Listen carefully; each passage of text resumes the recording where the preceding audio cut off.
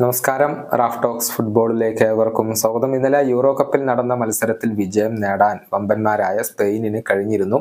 ഏകപക്ഷീയമായ ഒരു ഗോളിനാണ് മറ്റൊരു കരുത്തരായ ഇറ്റലിയെ അവർ പരാജയപ്പെടുത്തിയിട്ടുള്ളത്. മത്സരത്തിന്റെ 55-ാം മിനിറ്റിൽ ഇറ്റാലിയൻ താരമായ കലാഫിയോരി വഴങ്ങിയ സെൽഫ് ഗോളാണ് ഈ ഒരു മത്സരത്തിൽ സ്പെയിനിന് വിജയം സമ്മാനിച്ചിട്ടുള്ളത്. ഇതോടുകൂടി സ്പെയിൻ പ്രീ ക്വാർട്ടറിൽ സ്ഥാനം ഉറപ്പിക്കുകയും ചെയ്തിട്ടുണ്ട്. മിന്നുന്ന പ്രകടനം നടത്തിയ സ്പെയിൻ ഇറ്റലിയെ തീർത്തും നിഷ്പ്രഭരാക്കുകയാണ് ഈ മത്സരത്തിൽ ചെയ്തിട്ടുള്ളത്. ഗോൾ കീപ്പർ ഡൊണ്ണാരുമയുടെ മികവാണ് കൂടുതൽ ഗോളുകൾ വഴങ്ങുന്നതിൽ നിന്നും ഇറ്റലിയെ രക്ഷപ്പെടുത്തിയിട്ടുള്ളത്.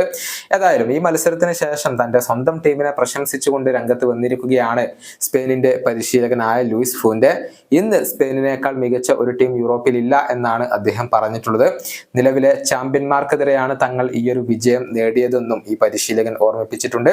ഫൂന്റെയുടെ വാക്കുകൾ ഇങ്ങനെയാണ്: ഇത് കേവലം ഒരു വിജയം മാത്രമല്ല, നിലവിലെ യൂറോപ്യൻ ചാമ്പ്യന്മാർക്കെതിരെ ആധികാരികമായ ഒരു വിജയമാണ് ഞങ്ങൾ നേടിയിട്ടുള്ളത്.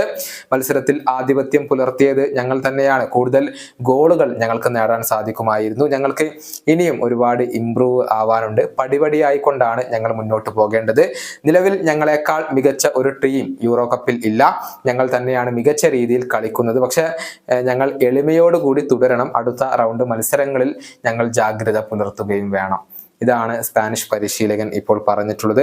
ഇനി ഗ്രൂപ്പിൽ അൽബേനിയക്കെതിരെയുള്ള ഒരു മത്സരമാണ് സ്പെയിനിന് അവശേഷിക്കുന്നത്. ഇന്നത്തെ മത്സരത്തിൽ ഇറ്റലിക്കെതിരെ മികച്ച പ്രകടനമാണ് യമാലും നിക്കോ വില്യംസും കുക്കുറയും ഒക്കെ പുറത്തെടുത്തിട്ടുള്ളത്. അതുകൊണ്ട് തന്നെ കിരീട ഫേവറേറ്റുകളിൽ ഒന്നായിക്കൊണ്ട് സ്പെയിനിനെ ഇപ്പോൾ പലരും കാര്യമായിക്കൊണ്ട് തന്നെ പരിഗണിച്ചു തുടങ്ങിയിട്ടുണ്ട്.